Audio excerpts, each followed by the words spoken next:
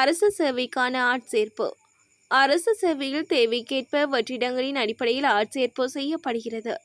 அரசாங்கத்தின் தேவைக்கேற்ப பொது சேவையில் உள்ள வெற்றிடங்களை நிரப்ப நடவடிக்கை எடுக்கப்படும் என்று அமைச்சரவை பேச்சாளரும் சுகாதார மற்றும் வெகுஜன ஊடக அமைச்சருமான வைத்தியர் நலிந்த ஜெயதிச தெரிவித்தார்.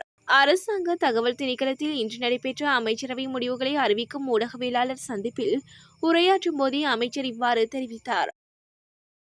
தேசப்பந்து கைதில் தாமதம். முன்னாள் காவல்துறை மா அதிபர் தேசப்பந்து தென்னக்கோன் மட்டுமன்றி மேலும் சில சந்தேக நபர்களை கைது செய்ய காவல்துறை குழுக்கள் ஈடுபடுத்தப்பட்டுள்ளதாக அமைச்சர் நலிந்த ஜெயதிச தெரிவித்தார்.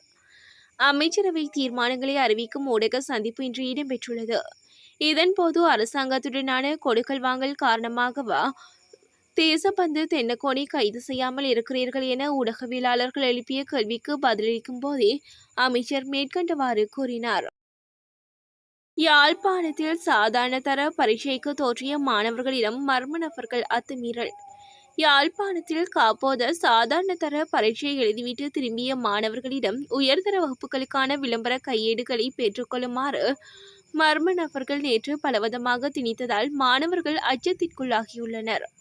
வன்முறை குழுக்களில் உள்ளவர்களை போன்ற தோற்றத்திலிருந்த அவர்கள் மாணவிகளுக்கு நெருக்கமாகவும் அவர்களின் கைகளை பிடித்து இழுப்பது போன்றும் நடந்து கொண்டமை பார்ப்போரை முகம் சுளிக்க வைத்துள்ளது.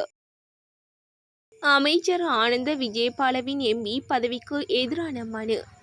பொதுமக்கள் பாதுகாப்பு அமைச்சர் ஆனந்த விஜயபாலவின் நாடாளுமன்ற உறுப்பினர் பதவியை ரத்து செய்யுமாறு உத்தரவிடக் கோரி தாக்கல் செய்யப்பட்ட மனுவுக்கு எதிராக சமர்ப்பிக்கப்பட்டுள்ள முதல்நிலை எதிரீடு தொடர்பான தீர்ப்பு தொடர்பில் தகவல் வெளியாகியுள்ளது. அதன்படி மே மாதம் 5ஆம் தேதி குறித்த தீர்ப்பு அறிவிக்கப்படும் என மேன்முறையீட்டு நீதிமன்றம் உத்தரவு பிறப்பித்துள்ளது.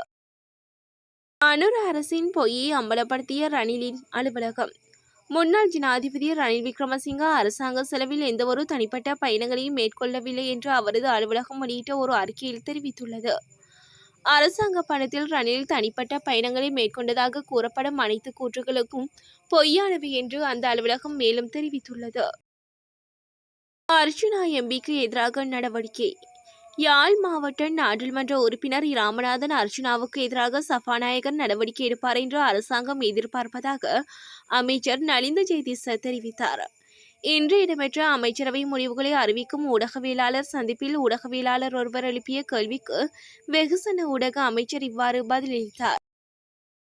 சாதாரண தர பரீட்சைக்கு சென்ற மாணவி வீதியில் மயங்கிய நிலையில் மீட்பு. தற்போது நடைபெற்று வரும் கல்வி பொது தராதர சாதாரண தர பரீட்சைக்கு தோற்றவிருந்த 15 வயது மாணவி ஒருவர் தலத்துவோயா காவல் பிரிவில் உள்ள கிரிமெட்டிய சாலையில் சுயநினைவின்றி கிடந்த நிலையில் காவல்துறை அதிகாரிகள் அவரை சுவவசரிய ஆம்புலன்ஸில் மருத்துவமனைக்கு அழைத்து சென்றதாக காவல்துறையினர் தெரிவித்தனர். நேற்று அதிகாலை 5:30 மணியளவில் தலத்துவோயா காவல் பிரிவில் உள்ள பெல்வுட் சந்தையிலிருந்து கிரிமெட்டியவுக்கு செல்லும் சாலையில் மாணவி மயக்கமடைந்த நிலையில் காணப்பட்டுள்ளார். காவல்துறை அதிகாரிகள் தலையிட்டு சுவசரிய ஆம்புலன்ஸ் மூலம் கலகம் மருத்துவமனைக்கும் பின்னர் மேலதிக சிகிச்சைக்காக பேராதனை போதனா மருத்துவமனைக்கும் கொண்டு சென்று அனுமதித்தனர். இஸ்ரேலிய படைகள் காசாவில் கோர தாண்டவம். இஸ்ரேலிய படைகள் காசா மீது நடத்திய தாக்குதலில் உயிரிழந்த பலஸ்தீனியர்களின் எண்ணிக்கை 400-ஐ கடந்துள்ளதாக சர்வதேச ஊடகங்கள் செய்தி வெளியிட்டுள்ளன. கடந்த ஜனவரி மாதம் முதற்கட்ட பேச்சுவார்த்தையில் காசா மற்றும் லெபனானில் தற்காலிக போர் நிறுத்தம் நடைமுறைப்படுத்தப்பட்டுள்ளது.